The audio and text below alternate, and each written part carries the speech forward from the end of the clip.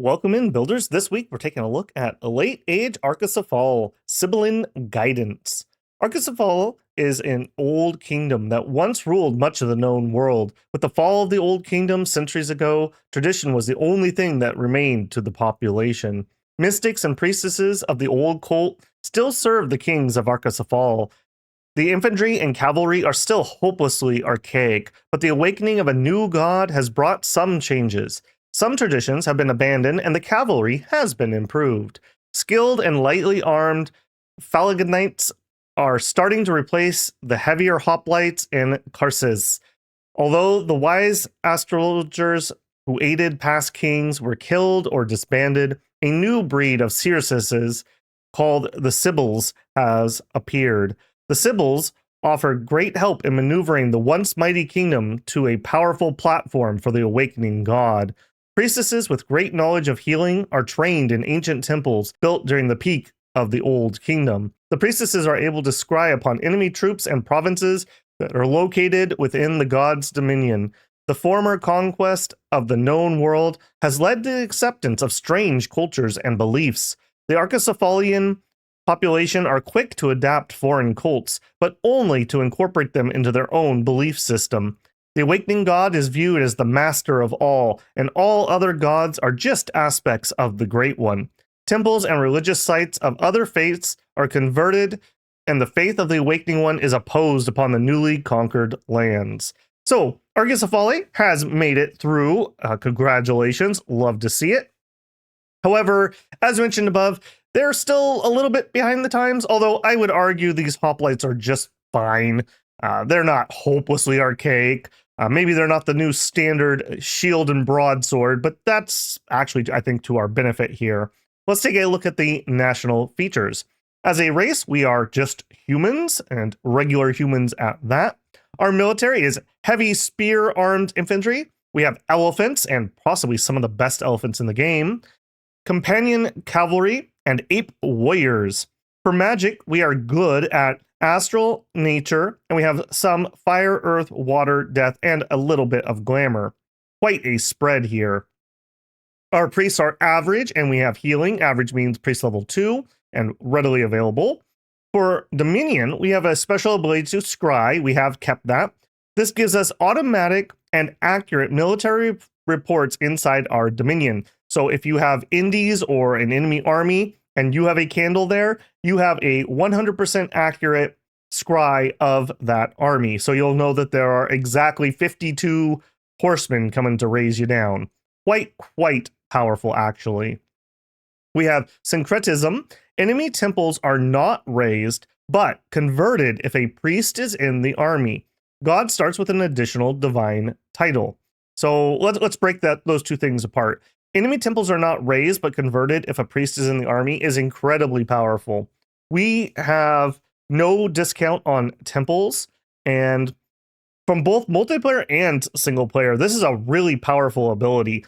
Even if you were stealing somebody's discounted temples, that's still 300 gold you took off of them, and you saved yourself 600 gold having to build a temple. That is quite nice. It also just saves you time, because you don't need to have an extra priest that stops to build temples. I mean, even if you wanted them to do something, they could stop and just immediately start preaching. That is really handy. Another way that helps is if you're using a god with your army, generally speaking, you want to stay inside your own dominion, because outside of your dominion, you have an HP penalty. Even just getting to like one candle will allow you to receive your own bless. So if your god is outside of your candles, you lose your bless and it can't get it. So another aspect of that's really important, especially if you're using like combatant type gods. So this is a really nice ability, and all it costs you is having a priest in the army. Well, we have a priest right here who is dirt cheap, and she actually has healer. So you're going to want probably a couple of those running around with your armies anyways. So great ability. You don't really have to step outside of what you're going to do anyways to use it. Really nice. Second is God starts with an additional divine title. Those are where we have the thing where it's like, this is Babel, master of pregame videos, horrible expander, king of the skies above, god of greed. This is actually kind of a penalty. You may say, what? Why is that a penalty? In multiplayer, you can read enemy god titles. The god titles are tied to certain magic paths or scales or chassis, and it will give you a clue. If you're so inclined, you can go look up a list, I'm sure, but you can usually suss out what something is. Like if somebody is Master of the Mountains, well, they probably have Earth or maybe some production type thing. So having an additional title actually gives your enemy more clues about your god build. From a single player point of view, it doesn't matter, and I love it because the titles are hilarious. We'll have like God of Murder, Filth Eater, the Peacebringer. Things like that are just ridiculous. Moving on, we have Scales and Blesses. We have an order limit of +1. That's whatever. I don't think that's too huge here. Buildings, we have standard forts of the era. That is citadels. And our labs cost 300 gold. So we do get cheap labs, which is always appreciated. You love to see some discounts here. For sites, we actually have 3 sites. First up, we have the Sibylline Caves. This is a really nice site, actually. It allows us to recruit our Sibyl, which is our big mage. We produce 3 Astral Pearls and 1 Nature Gem. That's okay income, nothing to write home about, really. But it is in a scry site. An Astral Mage may enter to scry range 6. Recently, on a stream, we actually captured the capital, and we were able to make use of this. For the standard settings that I use, which is the standard amount of nations, range 6 is essentially the entire world. There's probably like a nook that maybe there's a couple provinces we couldn't reach, but essentially I can just have 1 mage scry every single throne. For anyone who doesn't know, if you scry a throne, I don't think I have a good example in here, but if you scry a throne, it will show you what the throne is. Yeah, so right here, I have not scried this throne, so I don't know what the temple is. If you scry this, you can see this. It'll be grayed out, but you can click it, you can see which throne it is. This is, in my opinion, one of the most powerful abilities in the game. Either scrying or spying can do the same thing. And knowing exactly which thrones are what, if there's something that's like really vital, like, oh, I could get awe from this throne, rushing that instead of like, oh, maybe I'm going to rush this throne. Well, the awe throne is better than +1 strength, for example. It's huge. Knowing exactly what thrones are worth what amount of points. We also recently in this stream had a bunch of incredibly difficult tier 1 thrones. I have no idea what was going on in that world spawn, but I kept saying, I think this should be tier 2, but it looks like those are tier 1 units. They all were tier 1s. So if I had planned my entire strategy around, oh, I'm going to get that for 2, that for 2, that for 2, and that's going to make me win, I would have been 3 points short. So knowing exactly which thrones you're dealing with is incredibly powerful. So that is a great, great site here. Next up, we have the Cerulean Tower. Apparently, we built a tower for our monkey friends here.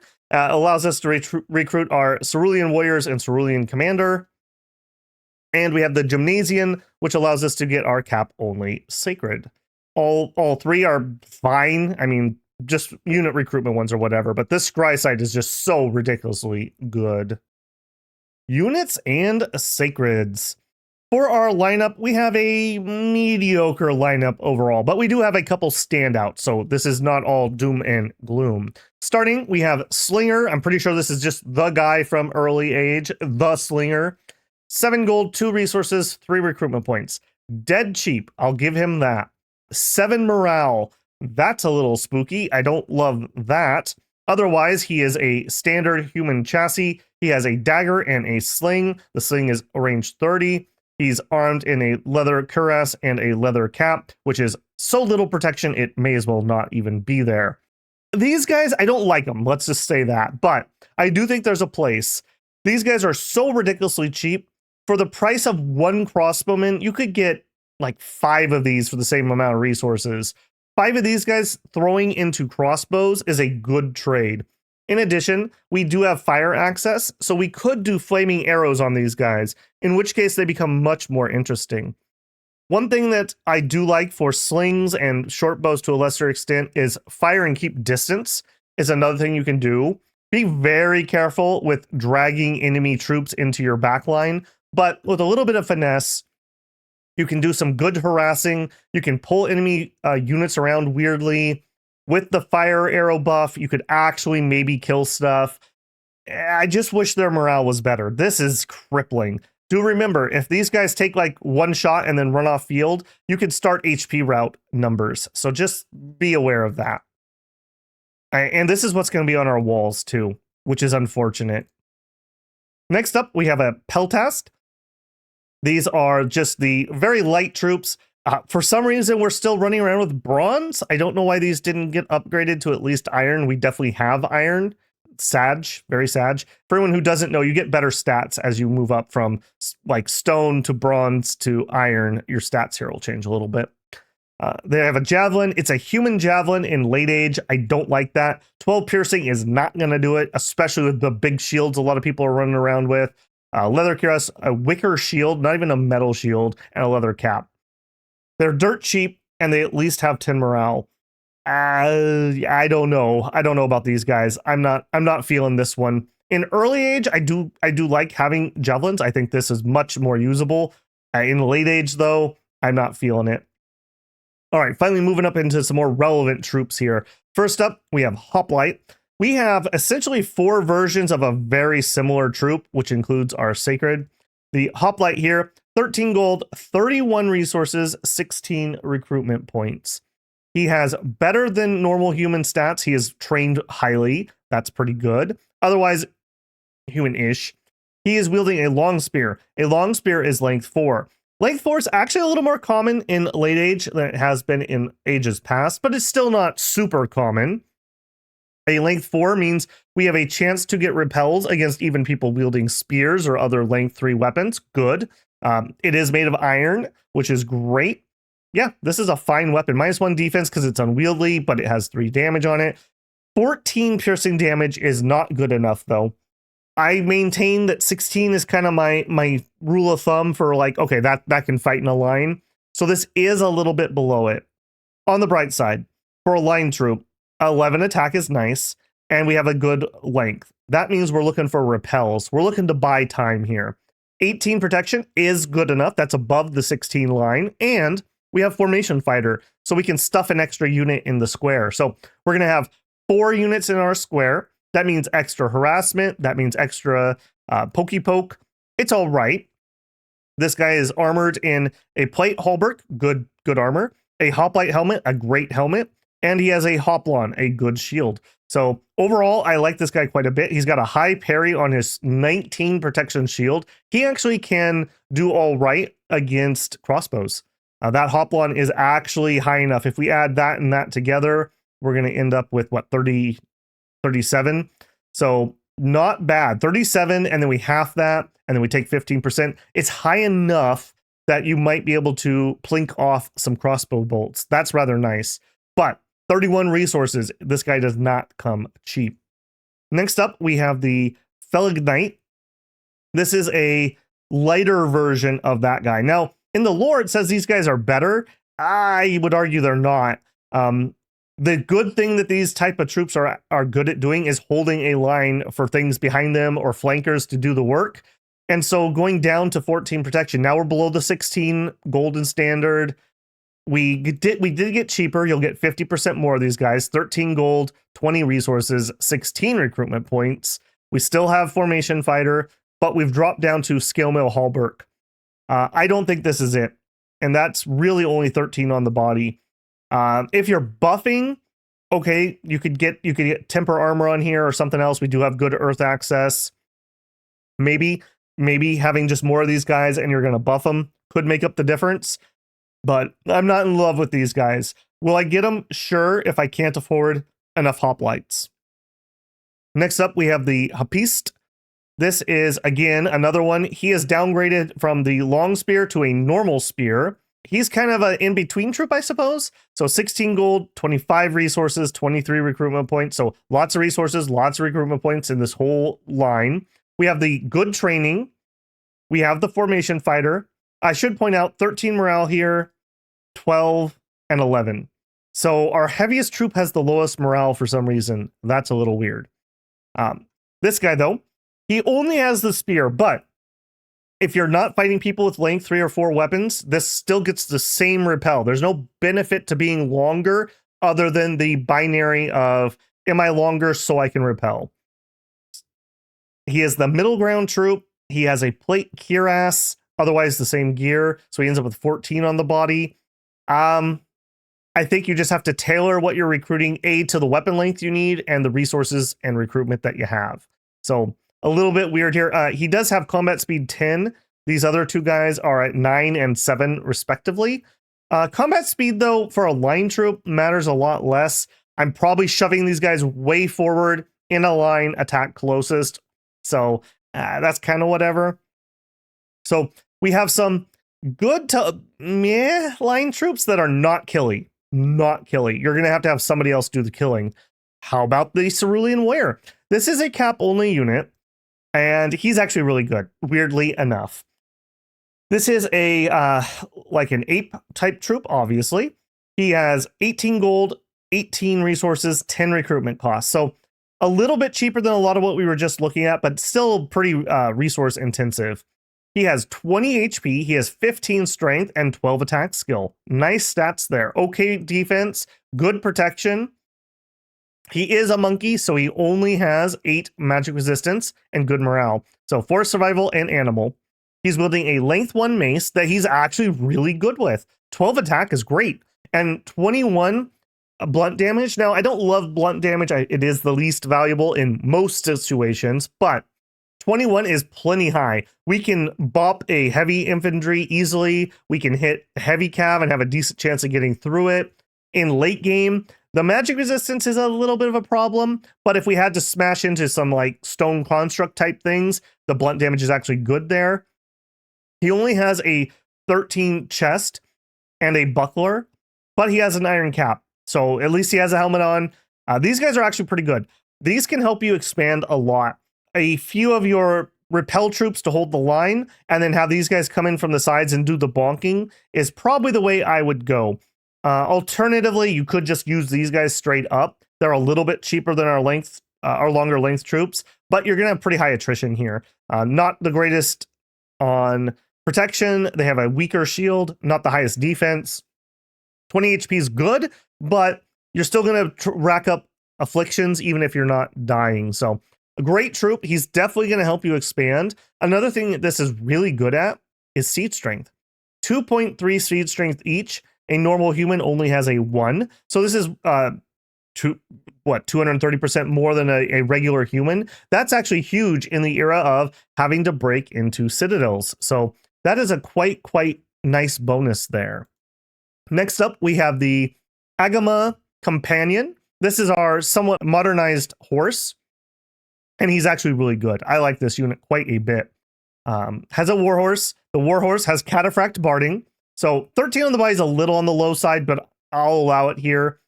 Has a lance, an actual lance, and a broadsword that he's good with both of them. 13 attack. Both of them are 17 damage, although remember the lance gets your bonus lance damage for that first hit. And he's really good with a broadsword. That is actually high enough damage to hit heavy things. He's armored in a plate cuirass, a half helmet, and a shield. That gives him 14 on the body. That's fine. So I guess in the world of heavy cav, he's more like medium on the borderline, but that's okay. That's okay. Again, we're going to need something to do the killing because our line troops are not going to do it. So having a decent horse option is nice. Now the downside is the price. 40 gold, 43 resources, 46 recruitment points. That's expensive. I feel like this is a little more than I'd like to pay for what I'm getting in late age. If this was middle age or God forbid early age, this guy would be incredible, but this is okay. This is okay. I do like using them. I find them hard to get in any decent numbers, but even let's say 5 or 10 of these guys hold attack rear. It gives you a little threat for some flanking. And remember, we do have good access to a lot of buffing. So we could give these guys things like temper armor, stone skin, bark skin. We have healing units, so we can get afflictions pulled off of them, which is kind of the death of heavy infantry a lot of times. We could give them quickness. Lots of buffs here. I think these guys are going to be better than you may otherwise think. Next up, we have Elephant Rider. This is probably one of the best elephants in the game, if not the best. I'm sure someone will correct me if I'm wrong. Yeah, he has the war elephant himself has elephant barding, so 9 and 9, so not great, but it's better than nothing. He has trample, of course. He's still an animal with that abysmal magic resistance and somewhat low morale. He has elephant spearmen on his back, who are armed with a plate cuirass and a hoplite helmet and a long spear. Why do I think this is one of the best units? It's the long spear.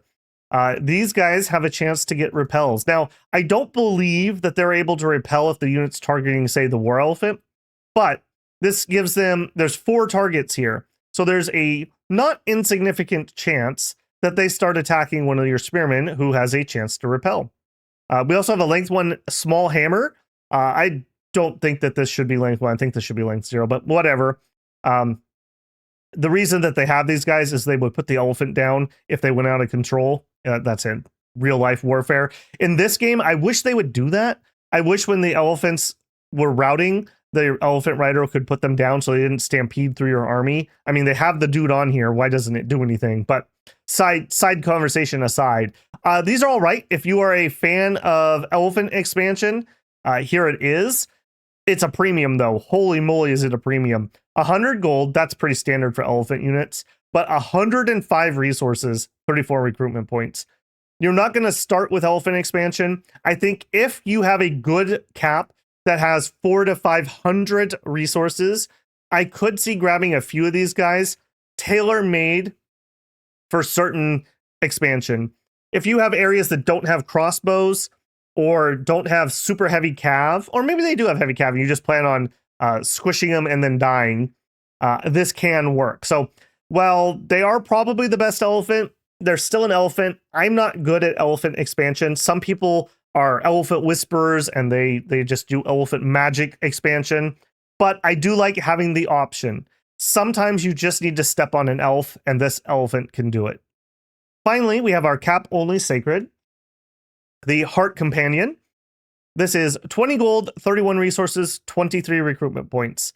And spoilers, he's a disappointment. He is better than human stats, 13 HP, 11 strength, 11 attack, 12 defense here. He is well armored, 18 protection on his body with the plate halberd, has a hoplite helmet and a hoplon. He is wielding the long spear. So this is essentially the exact same unit as the hoplite, but he's sacred. And he has more formation fighter. This allows you to get up to 5 in the same square. So incredible attack density, which is great. 5 is normally a size 2 unit into a square, so that's pretty good. And they do have a length weapon, but 14 pierce damage, that's just not enough to kill things. So you're going to have to give them a bless that's going to help them kill if that's the role you want them to do. Okay, what else would they do? Oh, they could be good line troops. Well, they're sacred, so how many of these are you going to get? Even if you were getting 10 of these a turn, that's 2 squares. That's not enough coverage to actually be a front line. What are you going to do here? I think one of the things that they could be useful for is just magic weapon. Just because this is an age where Lemuria exists, or lots of astral, so lots of body ethereal things.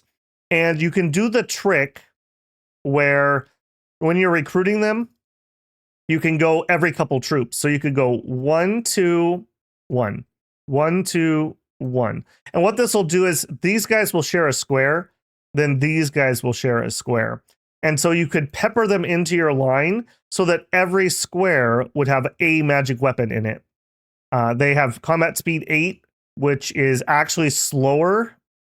Yeah, he doesn't fit in perfectly. That's really unfortunate.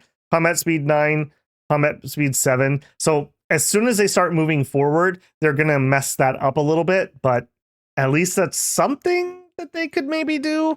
I don't know. I don't love these guys. I don't think they're worth the Hellbless. Absolutely not. And they kind of just don't do anything. I really wish they had some other something here. Yeah. I suppose we could throw something like Stygian Flesh on our Bless, and that would skyrocket their protection quite a bit. I don't know what that would be off the top of my head. It's not a linear stack, but probably put them like 20 25-ish, 24-ish, something like that. At least you could be like a super heavy unit, I guess. But again, even if you're getting 10 of these guys, that's only 2 squares. Ironically enough, they're hurt by their formation fighting. That also means an AoE 1 spell might kill 5 of them. So that's a downside. Conversely, though, that means in a buff AoE 1 spell can hit 5 guys. What would that be? Body Ethereal, probably. I don't know. Not a super great unit here, frankly. I do not hold these guys in very high regard. Heroes, Commanders, and Prophet. For heroes, we have, similar to what we've had in the past, a couple of these guys. We have a Hierophant. This is a, what is he, a Magister? Right, healing, whatever. He has Fire 1, Air 1. I believe this is our only air access. Water 1, Earth 1, Astral 2. He's a Priest level 2, 17 research. It's whatever. Other than the air, he doesn't really do anything of particular interest to me. Next, we have the Serpent King. I believe this is the same chassis that sometimes you see as a Pretender God. That's weird. Nature Magic 1. He has shape changing. I've never got this guy. I kind of wonder if this is my mod incorrectly showing me this, because I've never got him. But if he does, he goes into a mage. I don't think his pathing even changes, or if it does, it's probably nature 2. Kind of whatever. We have nature access, so this isn't unique. And we have Monster the Maze. This is the Minotaur. He is invulnerable 20, has trample, berserk. He actually has normal slotting. This dude is amazing if you were going to have him for an arena champion, I think. He has slash resistant and blunt resistant, along with the 20 invulnerable and slotting. So if you gear this guy out, he's actually going to be really, really hard to kill in an arena environment. And I think that's the best use of him. 40 HP is nice. Ring of Regen would really do him well. He would regen 5 points around. Has really nice strength. You could give him just some heavy armor here, I would say. And I don't know, a great sword of sharpness, or maybe an AoE weapon. Because he'll have such high protection, you may be able to get away without a shield. And so you could dual wield like 2 weapons. I think he's interesting. I think he's pretty cool. I like thugging out units and gives me an excuse to do one. In addition, my mod does not have these units, but we get 2 others. We get these 2 ladies here. And this is actually really, really interesting. And a reason I would say you probably don't want to throw away your scales into misfortune, because these are so good. So we have the Hydrophori, who are the water carriers. There's one of the west and one of the east. I've got both of them here. They are gem generators that give water gems. They have water 1 and nature 1. So they could do Moss Body, I suppose, but I would not want to chance these 2, because with 2 of them, that adds 2 water gems to my monthly income. So we go from 3 astral and a nature to the same and 2 water gem. That's a big increase. That's a 50% increase in your gem income once you get these 2. And we do have water mages. We can roll into, I believe 2 is the highest we normally can get, but with that level of income, I could even see empowering one of these guys to water 3. Water 3 means we can do Robes of the Sea. It also means that we can do Bishop Fish. So yeah, I actually think that's pretty cool. And the fact that they're gem generators, I can't think off the top of my head of another hero that's a gem generator. If you know one, put it down in the comments for everybody, but that's really, really nice. And frankly, I think these are their best heroes, are 2 gem generating ladies. Quite nice there.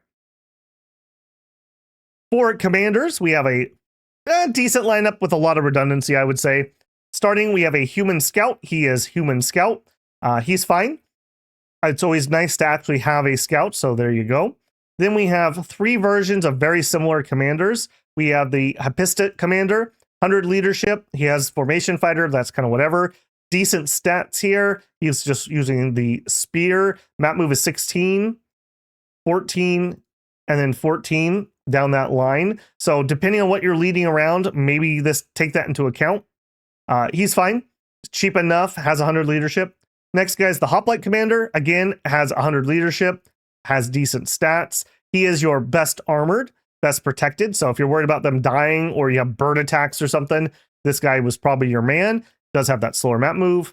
And then we have the Phalangite commander, again, 100 leadership, same stuff. So kind of redundant here, but whatever, that works.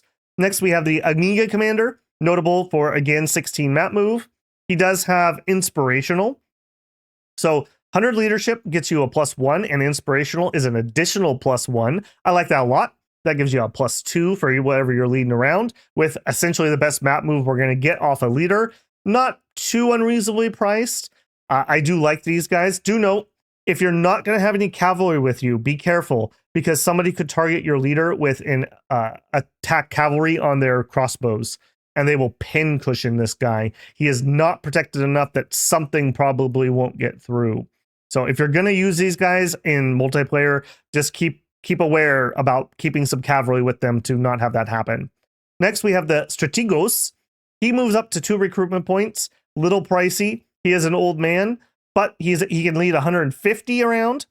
Less useful than I otherwise would say, because 150's big bonus is +2 morale. I could just do that with one of my cavalry leaders.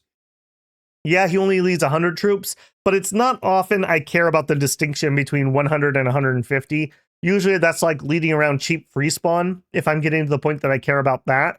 So, and he's old age. Map move is only 10, so he's going to slow down. Even our heaviest troop has more map move than he does. So maybe as a fort commander, a Castilian, he could be useful just for the high numbers inside a fort and not having to move around. But otherwise, I'm kind of whatever on him. Next up, we have a Neokoros. Great unit here. 155 gold, 1 resource, 2 recruitment points. She is lower than human stats. Nature 1, Priest 1 has a 20% chance of getting Death or Nature.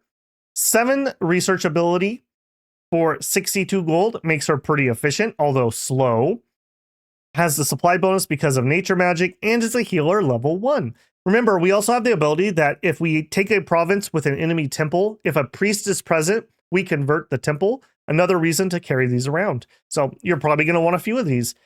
If nothing else, having a healer in your army will help with attrition quite a lot. Now, only healer 1, so that's only 1 healed per turn. So you're either going to want a few of these or maybe just whatever. But nature 1 is a fine pathing. You can do bark skin. You can do eagle eyes. You can throw some low-level spells, webs, tangle vines, vine arrow, animate tree. Plenty of things to do. Also, nature mages are hard to assassinate, so if you're getting targeted by assassins, spatter a bunch of these in there. They'll probably go off script and start animating trees, which is usually too much for most assassins to take care of. Next up, we have the Orphic Mystic. We jump up to 175 gold, 2 recruitment points. Human-ish stats. Comes in with Death 1, Nature 1, Glamour 1, a random 50% for Fire, Water, Earth, Astral, and a separate 50% chance for Death, Nature, Glamour. So quite a bit of magic variety here. You can get both of these. They're independent rolls, or you could get neither, which sucks. 13 research for 140. So just on the edge of not efficient, but comparing the 7 and efficient and the 13 and inefficient, this is a faster researcher, almost double the amount of research that you're going to get for the same amount of recruitment points. So if you just need fast research, these are the ones that you would probably prefer. They have the supply because of the nature. They actually have reincarnation. Reincarnation means as long as you get a level up, you can be reincarnated. Usually this means that you're going to get a Dominion candle. And the higher the chance is a successful, so 25% chance that we would have it. That's whatever. They are a spell singer. Spell singers cast slower, but have less fatigue. So they just have more staying power in a fight. I like these actually. This is okay. This is skeletal body, so you can give yourself protection or resistant to piercing damage, and then you could bark skin yourself, eagle eye yourself, and then cast whatever you're going to do. These are fine. Like I said, they are just faster researchers, but less efficient. Next up, we have the Mystic. My apologies to the Mystic community. Everyone was so mad in my tier list, or no, in my pre-age video. I was just throwing out a random mage, and I happened to say Mystic. That We had mages that changed over the eras and got weaker, and people were very upset because the mystic stays the same, Babel. He's the same. He didn't get weaker. You are correct. Settle down, burn some incense. You're going to be all right. He comes in with Astral 1 and then a lot of random magic. A 100% chance of fire, water, earth, astral. And then 3 separate 50% chances of fire, water, earth. So you could, obviously you get your 100% and you can hit the 50, the 50, and the 50. So a lot of variance in your mage here. One big bonus that they have is they're guaranteed Astral 1. So they always can get into a communion. Now, because of the wide variance of their pathing, though, it's very easy to blow out communion slaves. So be careful which communions you're building with these guys. Otherwise, though, pretty good magic. 12 research, and they're an adept researcher for 152. Not going to be efficient. However, these are probably going to be one of your main combat mages. So you're going to probably have to get them anyways. Yeah, they're not efficient, but they're not as bad as they otherwise could be. Do note, no armor whatsoever, so personal buffs are appreciated. Let's just show a few of those. So in my capital, here's just a collection of them I've gotten. Here's a dude who hit almost nothing. Here's a dude who hit some. Here's a water 2 guy. Here's a fire 2 guy. Here's an astral 2 guy. So you can see a lot of variety. Here's an earth 2 guy. A lot of variety. So you're going to need a lot of these guys. Like getting to 2 in a path is pretty important. Here I can earth power and then do all the big stuff. Here I can get to fire 3 and do the good stuff. So another thing is these guys really like power of the spheres because it raises all of your pathing levels that you have. It helps them quite a bit. So just another little food for thought on those guys. Next up, we have the Panagaeus.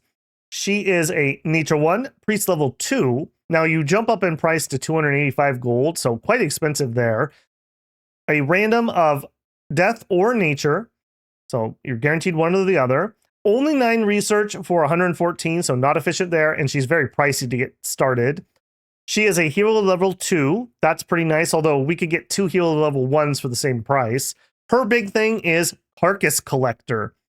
This unit can sacrifice animals and nature gems to collect the rotting carcasses now imbued with death magic. A number of nature gems converted is the same as death gems. So she takes 3 nature gems and turns them into death. That's actually all right. We have a 1 nature income guaranteed. You could find more. You could put up Mother Oak to increase that, and then use these ladies to change them from nature into death. So you could climb things for Tartarans, other death stuff that's useful. Pretty cool. Pretty cool. The only thing, this is a very rare type ability. It's very similar to Pearl Cultivation. Interesting and usable, so I appreciate that. Let me know what your favorite use of those death gems is. Next, we have the Cerulean Commander. This is a cap-only monkey. Has 100 leadership. Has a falchion that he's really good with. I wouldn't get these guys normally. You could lead some troops around. I do suppose they have Beastmaster, so they're going to give a +2 to your apes. You could do the same thing with a mounted commander here, though. So that's kind of whatever. 15 morale on these guys is great. Again, these are good for expansion, where morale is going to be pretty important for you. You can use these guys. I think it goes either way. They are map move 10, which is actually higher than the troop. So that's a very slow troop for us. They're fine. I would just say the low magic resist is not going to do you any favors. He can help protect himself. That's nice. Last up, we have our cap-only mage. This is the Sibyl. These are very powerful mages. 320 gold, slow to recruit, cap-only. Astral 2, Nature 1, Priest 2 with a random of Water, Astral, Death, Nature, 110%. The main one I would be looking for here is actually Astral 3. Because we have healers and high Astral, we can do Mind Hunt shenanigans. And Mind Hunt is very powerful and hard to defend against. If you, let's say, Mind Hunt all enemy commanders in an army, and then you attack the army, you auto-win. That's incredibly powerful. If the enemy is made up of, say, I don't know, ghosts, and you kill all the commanders, they will auto crumble. So very, very powerful there, and opens up a different strategic avenue of attack. 128 gold for 13 research is efficient, but because they're slow to recruit and expensive, they're not going to be your research mages. Although the ones you get that are sitting around, at least they're efficiently researching. They have Spirit Sight, and they have Fortune Teller 20. This is what kind of tempts me into Misfortune, but as mentioned before, having those Hydrophoric ladies with that extra gem gen is really nice. I mean, really nice. Having 2 extra guaranteed gems per turn is crazy. So I'm reluctant to go to Misfortune, but if you do, we have High Fortune Teller, which is really nice. Really, really nice. Overall, a decent lineup, decent to good mages and healing ability, good leadership, a little pricey for some of them, but not miserably so. And we have a scout. I'm very happy with their leader lineup here. Who would I make my profit? Probably in a Gima commander, if I'm not worried about getting sniped out. He's at least tied for our fastest map move, and having a mounted prophet means sometimes the horse will take hits for you, and that would let you survive. Or if you're running away bravely, that means you would have a better chance of running off the battlefield. Yeah, I think that's the reasoning I would go with there. I don't think I would do any of my mages. I mean, we have a scout. Some people like scout stealthy prophets, so it's there. That's probably it. I wouldn't go with the strategos. They're old and slow. You could go with one of these guys. If I was going to do that, I would pick the highest protection guy probably. So it'd probably be the hoplite commander, but meh on that, I'm kind of feeling. National items and spells. As for national items, we have no national items. As for national spells, we have a lot, and a lot of them are actually usable, which is great. Starting us off in Conjuration, we have Curse Tablet. This is a 1 death, 3 death gem ritual. Ranges 2 provinces, and it curses an enemy commander. I'm not absolutely in love with this type of spell. We've seen it in some of the cold nations, but at least this one's guaranteed to hit a commander, and it doesn't curse one of our own units. It's really cheap. So if you saw, let's say, an enemy super combatant running around, if you could get in range, I would definitely throw a few of these at it. Next up at Conjuration 5, we have Hound of Twilight. I like these quite a bit. They have magic weapons. They are anti-undead. They have a really high patrol bonus. We have Procession of the Undead. 3 death and 13 gems gets us 15 lamp pads. We'll look at those in a minute. We can remotely send a monster boar. This starts a event where there's a hidden monster in a province, so they have to patrol it out. Otherwise, it kills pop and causes unrest. Not particularly useful in my opinion. At 6, we have Bind Carries. We actually have the death income to use these. 2 death required to cast it. We get 3 of them for those 12 gems. They're invisible anti-undead units. Famously known for, if you give them Gift of Reason, they're blood hunters. I just don't think it's practical, but I always say it because I know someone will put it in the comments if I don't. Next up, in Alteration, we have a very good spell. From death comes life. Death 1, nature 1. So we need a little bit of randomness to get one of these, but it's not miserable. You'll get some. 3 death gems. This gives you the equivalent of blood fecundity. The growth scales of the province is increased by 2. The more gems you use, the longer it lasts. So it only costs 3 gems. So I would say most of my games probably finish between turn 30 and maybe 50 on the really high end. So if you dump 33 gems for the rest of the game, you get +2 growth scales. That is really, really nice. And you could just put that on all of your biggest forts and be very, very happy with that. It's in Alteration, which is a path we want. It's at Alt 3, which we probably go for Body Ethereal really, really early in the game. I think getting an early From Death Comes Life up in at least your capital would definitely be worthwhile. I really like that spell. I think it's very usable. Next up in construction, we have Forge Brass Bowl and Craft Kelkadrone.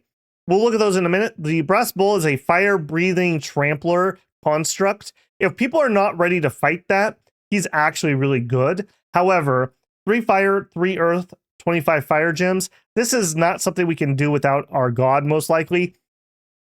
Yeah, this would be really hard. You'd need a earth 2 with boots, and he's probably at best at that point a fire 1. Yeah, I don't know if you can do this without god, but it's a good unit. It is usable. Next, we have Craft Calcadon. These are auto communion constructs. They don't have any magic paths, though, so they tend to blow up like instantly. Where would they be useful? I would say you put them at the front of a fort. You put them as communion slaves, and you have your communion master massively buff them with personal spells like personal iron skin, temper flesh, etc., and then have the commander run off the field so he doesn't kill them, astral shield, things like that, and just make them an absolute road stop at the doorway.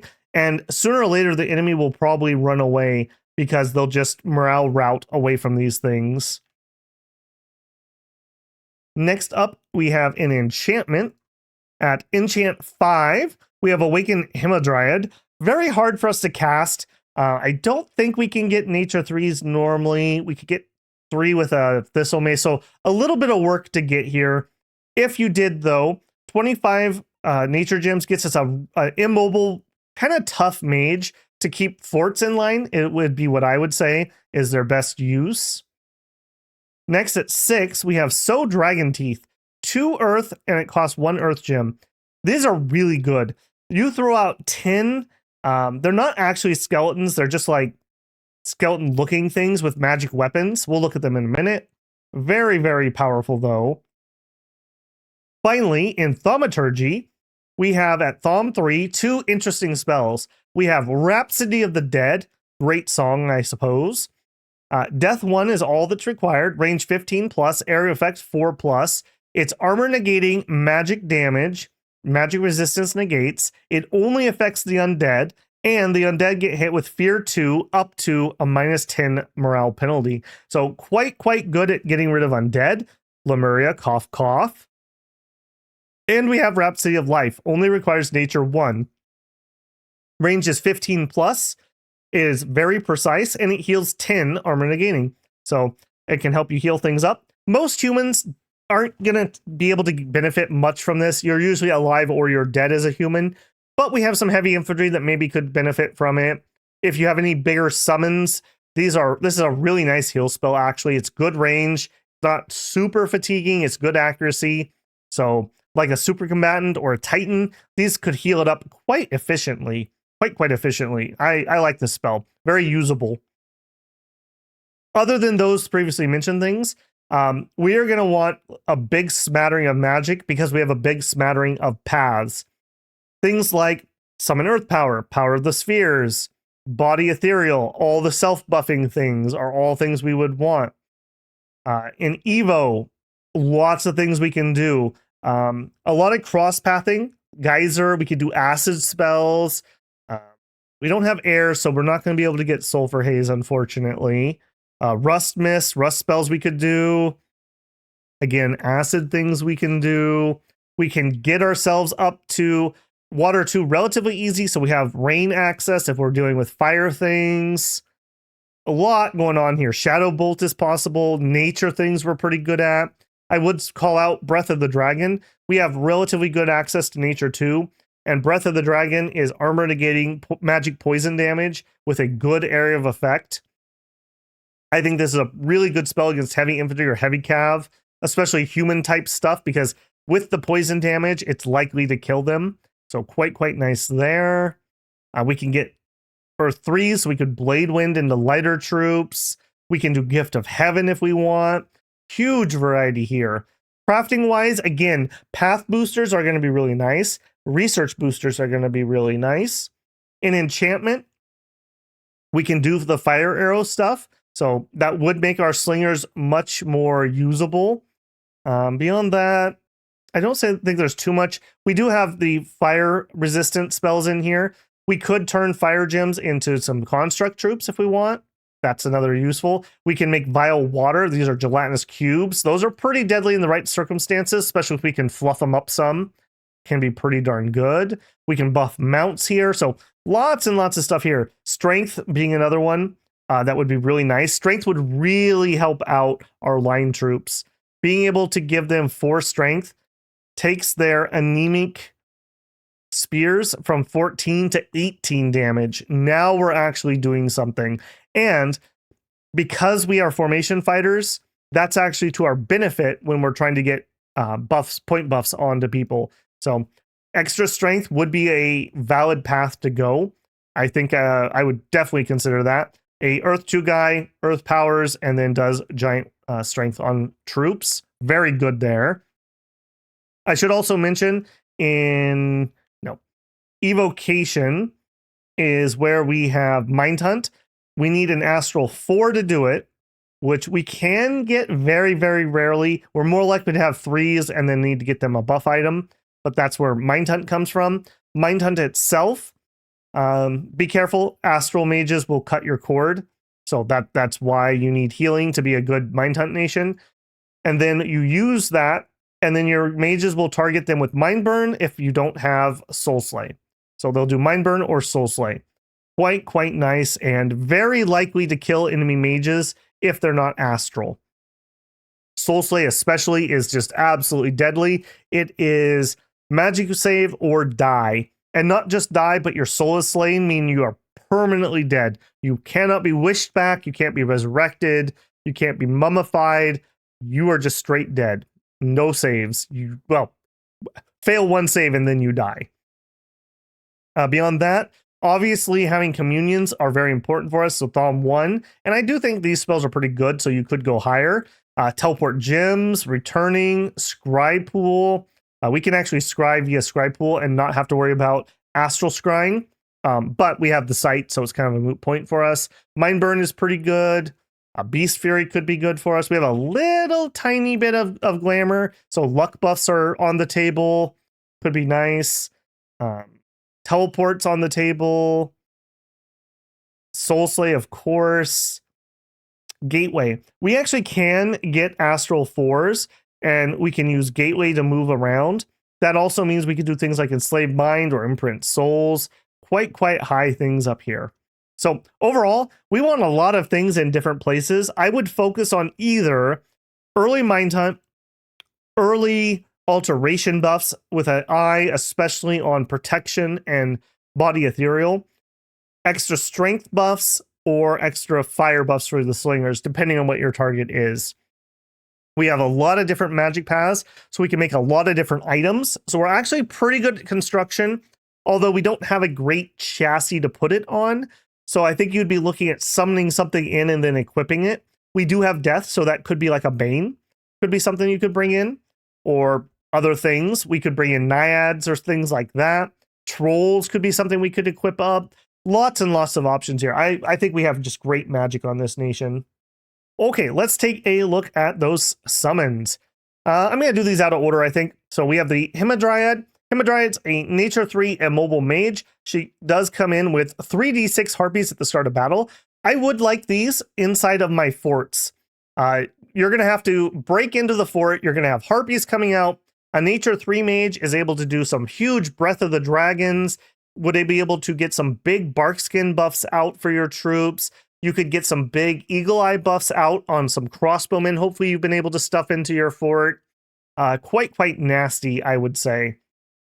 I think this is really good for holding forts. Other than that, not particularly great, unfortunately. Does have growth power, I suppose. So if you are doing your growth ritual in your fort and these are here, that's going to up our, I believe that affects protection and other stats too. So quite nice.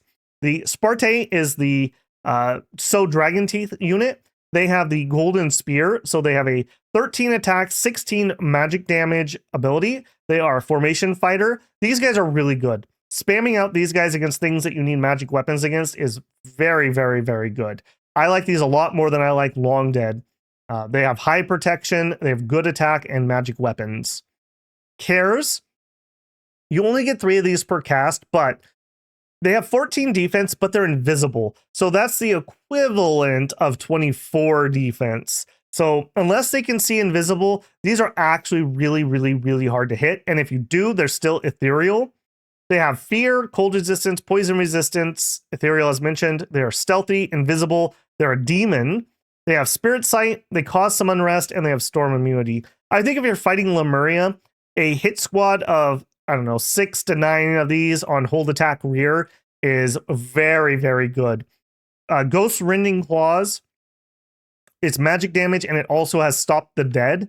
So that's a paralyze that it's save or die. They have a little bit of protection on their body. So maybe hold an attack rear, and while they're on hold, notice up here, they don't have spirit form. So I could hit them with a bark skin or a stone skin buff, and then that's going to take them over 10 protection, and then they're already hard to hit and ethereal. They're going to be very, very hard to stop. Kilodrones, these are our auto communion slaves, but as mentioned, they tend to blow up because they have no pathing, so they take double fatigue when they're supporting people. I think the biggest use for these is you plop like 4 to 8 of these in a doorway. You have your communion commander do something like personal iron skin, temper flesh, astral shield. I don't know what else we could get, but something along those lines, and then retreat so he doesn't cast any more spells. And then you have these sitting in the front, and then hopefully something else doing damage from behind them. They are shock resistance, fire resistance, cold resistance, poison resistance. Very hard to get rid of these. 25 protection, and with that buffing, they're probably going to be over 30 protection.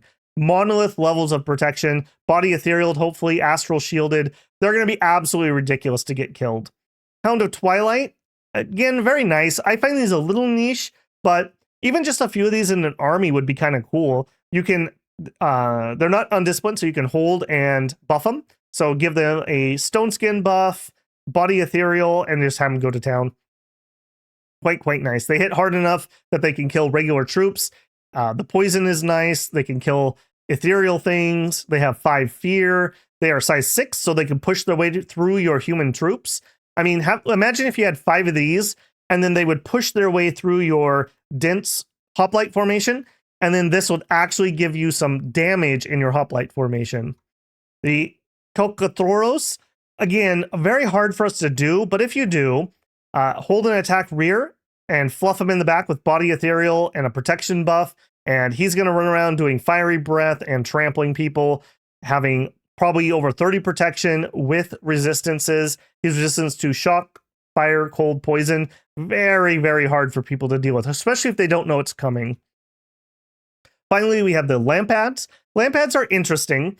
They have invulnerability 15, which is a little on the low side, unfortunately, but they don't have spirit form, so you can give them some protection in case of magic weapons. You can body ethereal them.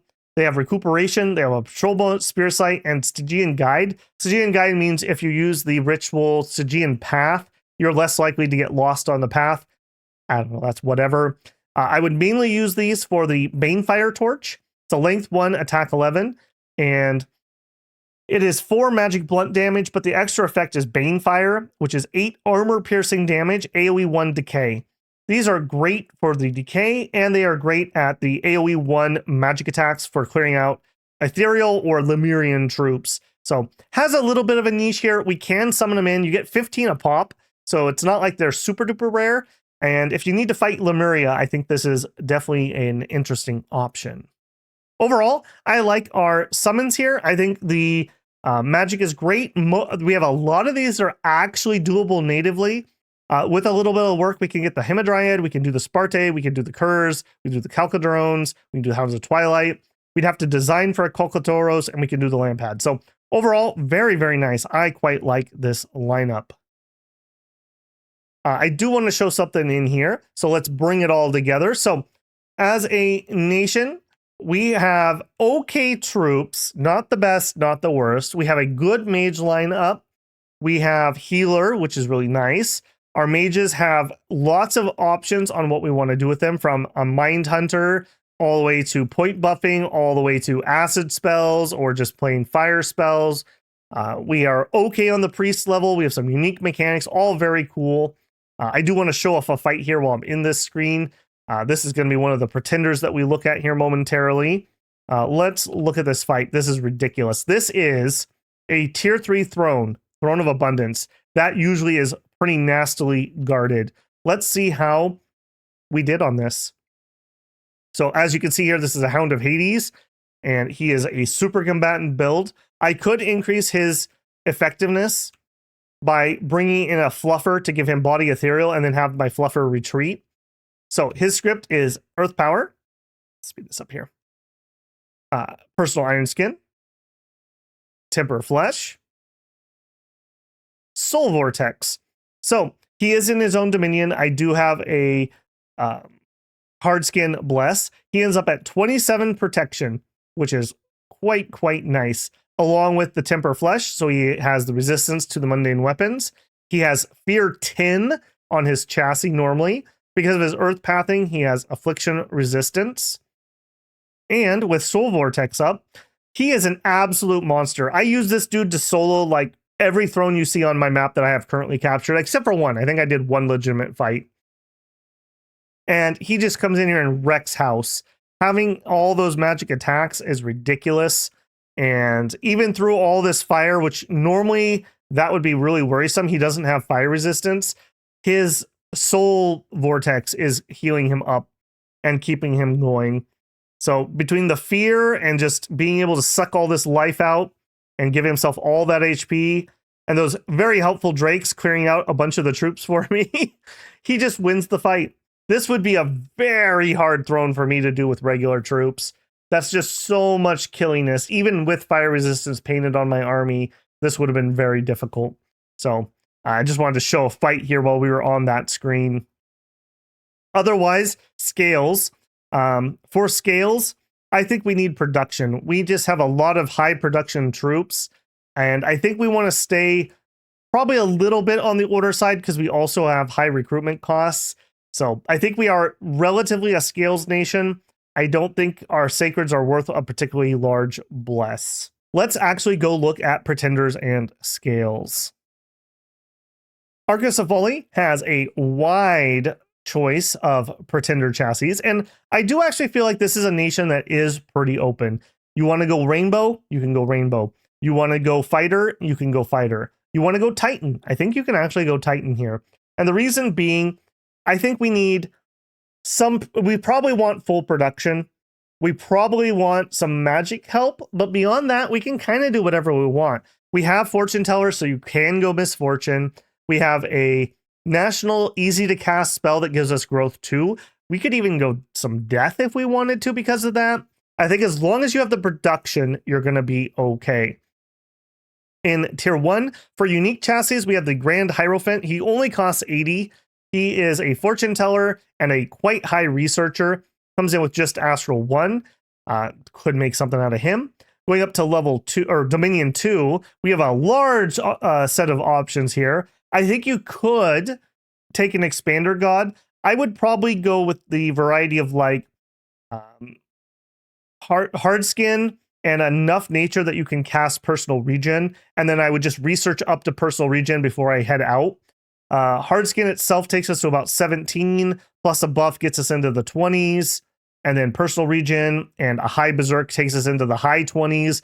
This guy can expand even in late age. Beyond him, we already have a order +1 buff, so we could soak a turmoil buff if you wanted a Drakon. I'm going to show you that build for Hound of Hades in a minute. We could take an Eldest Cyclops. You could do a Gorgon. Some people really like Gorgons. I find them a little overpriced, but they can be really nasty, especially we can outfit them really well. So that could be a thing that works. Flyers can work. Again, we'll look at a build for one of those. We have Dave. If you want to do a Dave the Lion build, he takes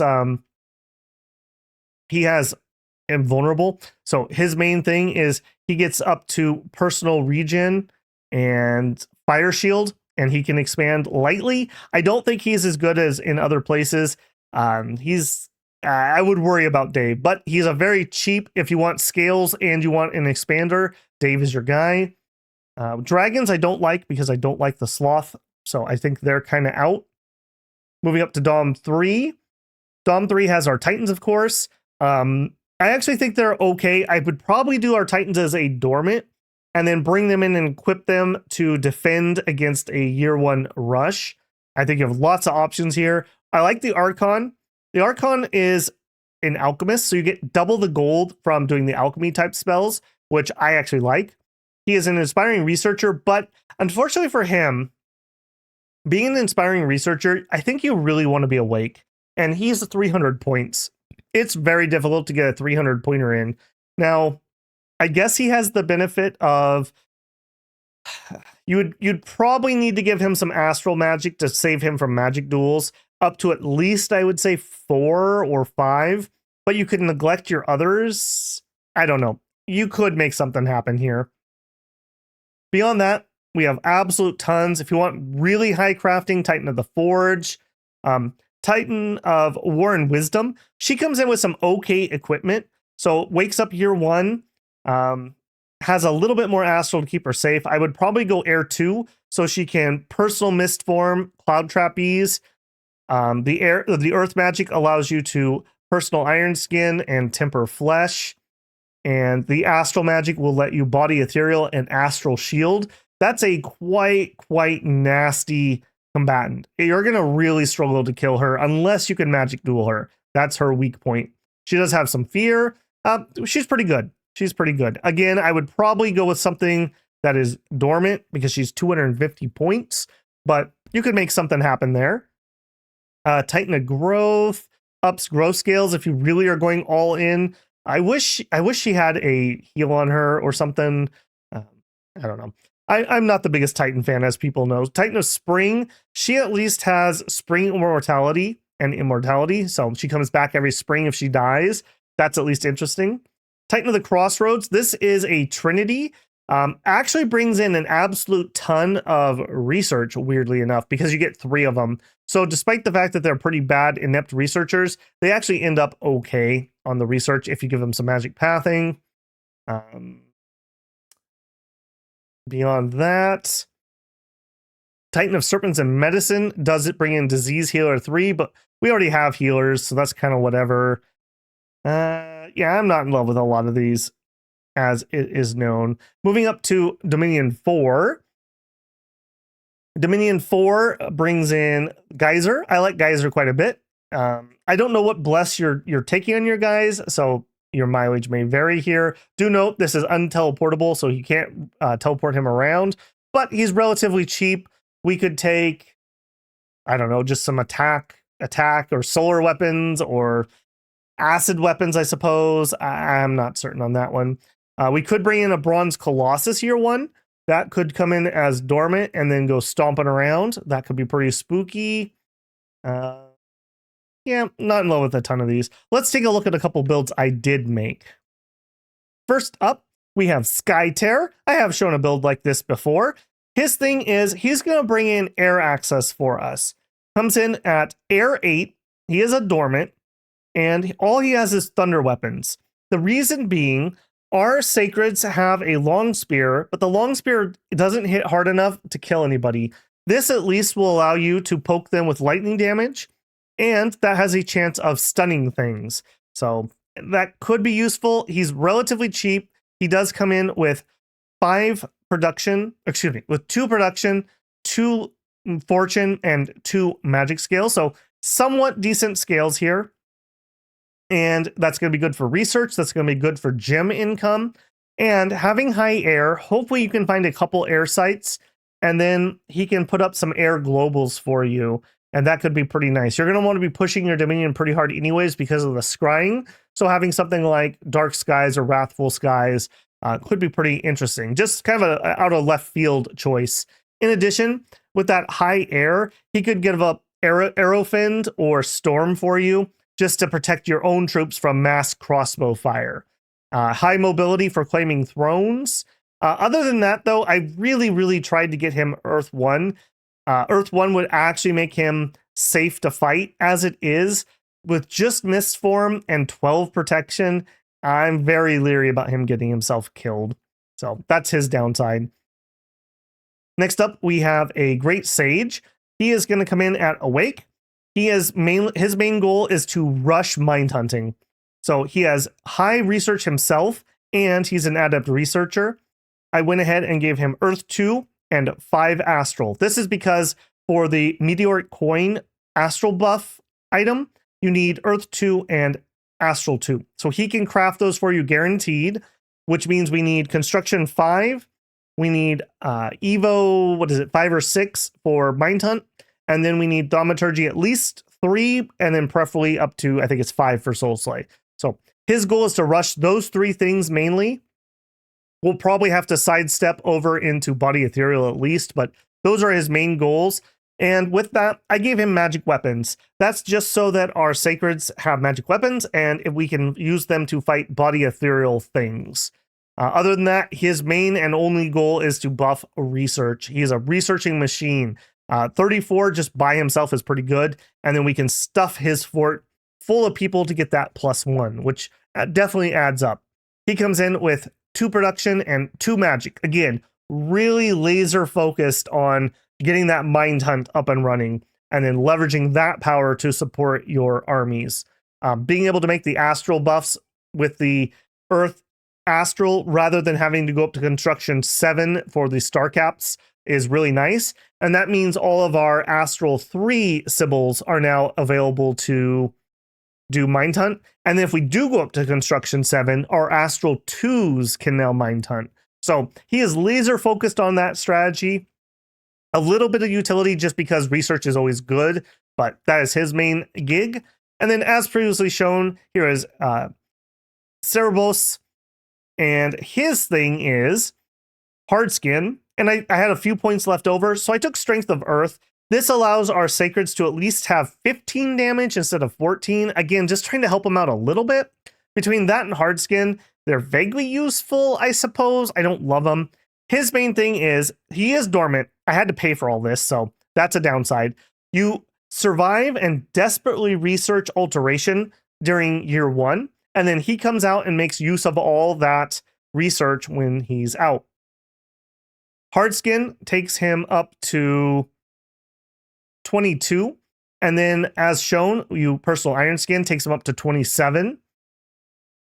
He has Death. In the early game, you're going to probably put up Skeletal Body because that will give you protection from Pierce, or excuse me, resistance to Pierce. And then later on, you'll switch out for Temporal Flesh, which will give us all the mundane weapons resistance. And he has Death 4, which is enough for Soul Vortex. So his big thing is trying to get to, I believe that's alt 5 or 6 for Soul Vortex by the end of year 1. If you manage to do that, he is incredibly difficult to kill. High protection, you can fluff him with Body Ethereal. 10 Fear is very, very high. He has poison resistance. A big patrol bonus, you're never going to use that. He has Spirit Sight. He has a bajillion attacks. He has disease resistance 100 and affliction resistance from our high earth. And he's unsurvivable 5. That means the first 5 attacks against him don't lower his defense skill anymore. Yeah, his defense skill isn't great, but at least it's not getting worse in a lot of cases. He has all these attacks. Ghost Rending Bites have stopped the dead on them, although you probably killed it with 29 magic damage. He has a Serpent Tail with a strong poison. If you damage somebody, they get a 15 poison. That's great for fighting other super combatants that don't have poison resistance. And he has the Serpent Mane.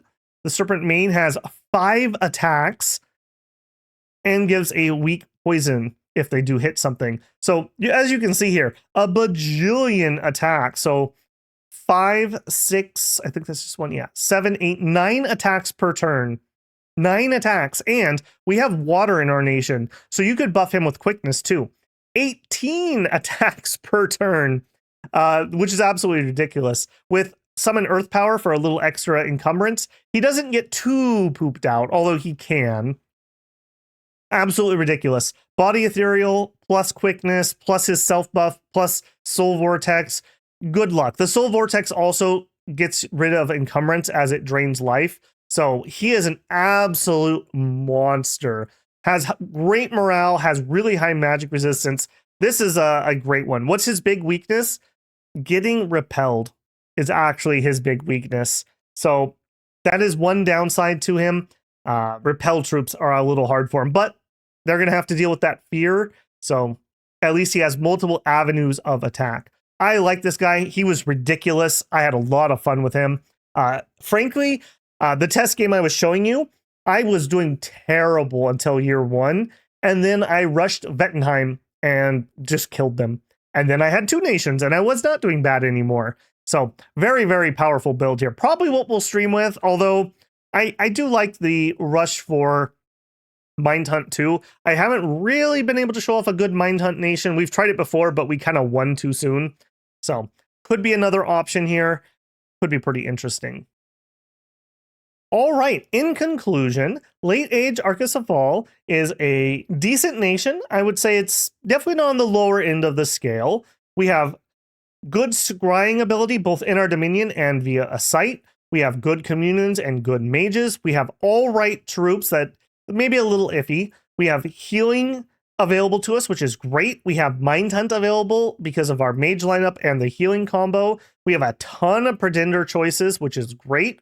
The only real requirement, I would say, on our scales is production, so very flexible scales. I think other than having bad sacreds, this nation's really well-rounded. I think they're very good. If you can find some indie crossbows to support your troops, I think you're going to be very, very happy with this lineup. And we at least have some kind of answer to the threats of the age, which is always appreciated. All right, as usual, if you enjoyed this one, don't forget to leave a like on the video. Always appreciated. If you have not been subscribed, I hope this is the video that has earned your subscription. I'd love to have you back in the comments or join me live and let's talk Dominions or whatever game I'm doing at the time. And finally, if you want to go above and beyond to support the channel, you can always leave a super thanks. You could join me live for a super chat or consider becoming a channel member. As a channel member, you get early access to pregame videos or other things I'm working at the time. Either way, thank you for your time and support, and I look to see you in Arcoscphale. Babble out.